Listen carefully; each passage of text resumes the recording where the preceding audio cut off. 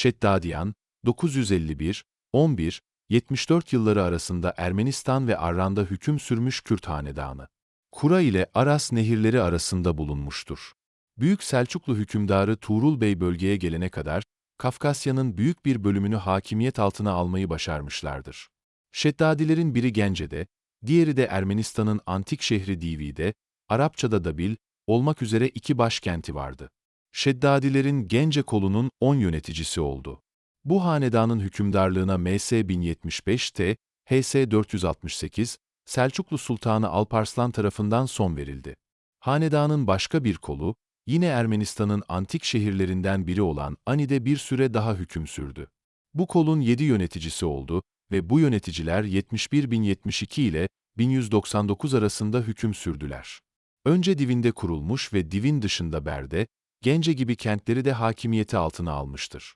Şeddadiler ordusu 1020'den itibaren Pakraduni hanedanlığına ve Hazarlara karşı seferler düzenlemiş.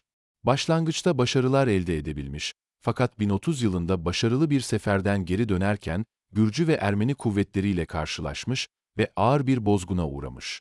1047 ile 1057 yılları arasında Bizans ordusuna karşı savaşmıştır. Bundan sonraki senelerde Şeddadilerin bölgedeki etkisi giderek küçülmüş.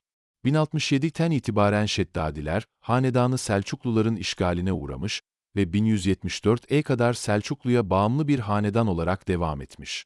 Selçuklulara yaptığı hizmetinden dolayı Ani ve Tiflis kentleri hediye edilmiştir. Şeddadilerin yaptırdığı Ebul Manucehr Camii. Şeddadiler imar ve kültür birçok eser bırakmışlardır. İslam medeniyetine şahitlik eden bu eserler, hala varlıklarını muhafaza ediyorlar. Özellikle 18 yıl devletin başında kalan Ebul Eşver Şavur döneminde birçok önemli yapılar inşa edilmiştir.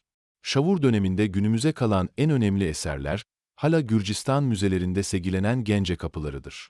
Ayrıca Aras Nehri üzerinde bulunan Vudafer Köprüsü, yine Şeddadilerin inşa ettiği yapılar arasındadır.